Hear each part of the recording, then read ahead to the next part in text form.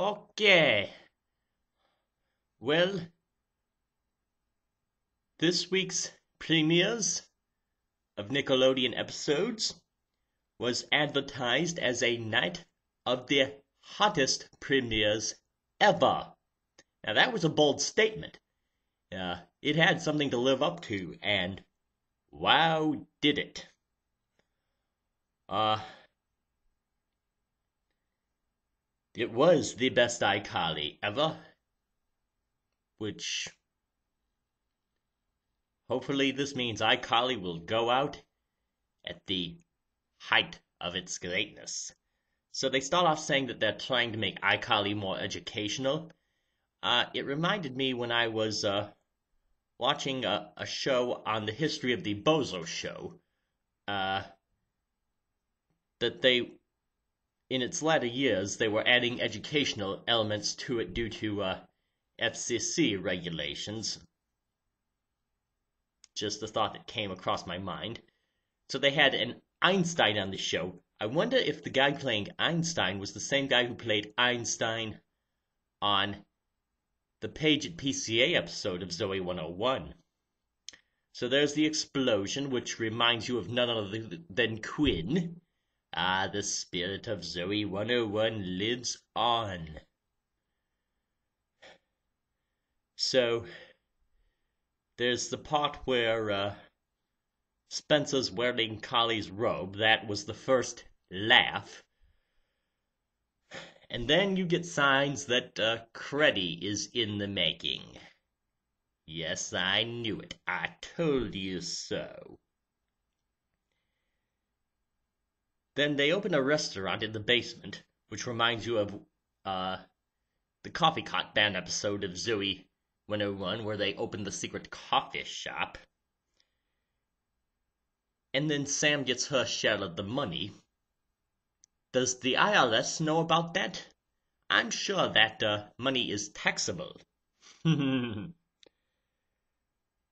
So, the part where Carly eats the spicy food and Freddy's trying to save her and she drinks the spicy lemonade. I was panting during that part and thinking Freddy's gonna happen or we're gonna take a step toward it. Panted louder and that panting turned to laughter.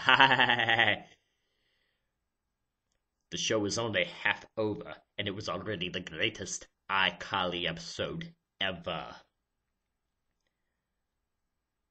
So Spencer's building the security robot. Well, because he can't afford an alarm system. Now, he can't afford an alarm system, but he can afford all that material to make that robot.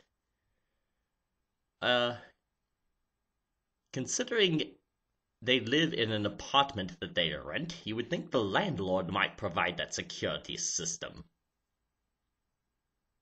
Okay.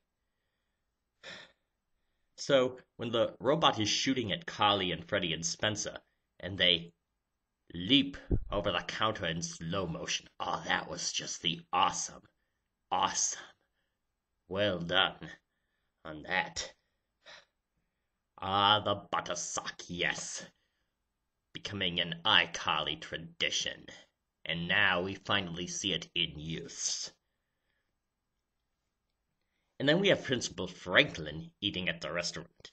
Kind of reminds you of when Dean Rivers busted the coffee shop, but was drinking coffee himself. Yeah.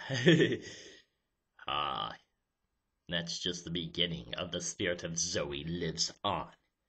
On to How to Rock. The song they performed at the beginning, they said the song rocked, and yes, it did rock. So we get into a credit card situation, which reminded me of the Zoe episode Logan gets cut off. Yes. And we see more examples of Casey's arrogance. I mean,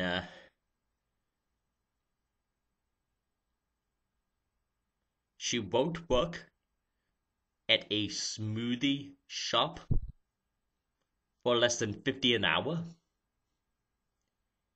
And then she's worried about what Grace and Molly will think when they see her. Now, that shows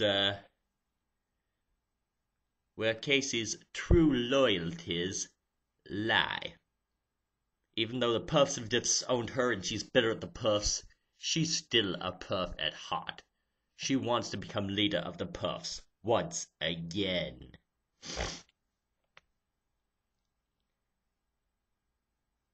So they sell smoothies in quality cups.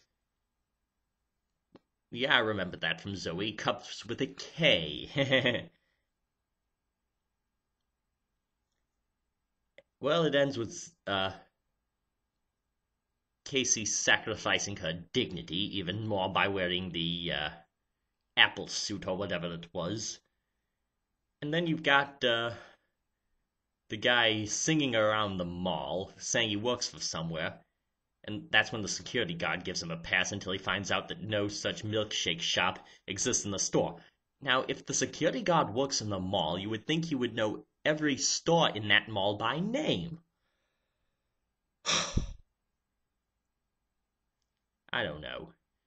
Well, the Big Time Rush special was nothing special, but shows what a big deal Big Time Rush is. All the fans they have that see them at multiple concerts driving 700 miles.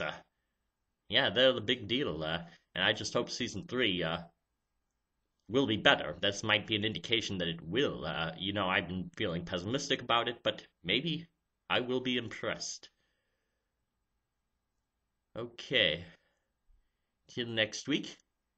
This is your Nickelodeon Nutcase.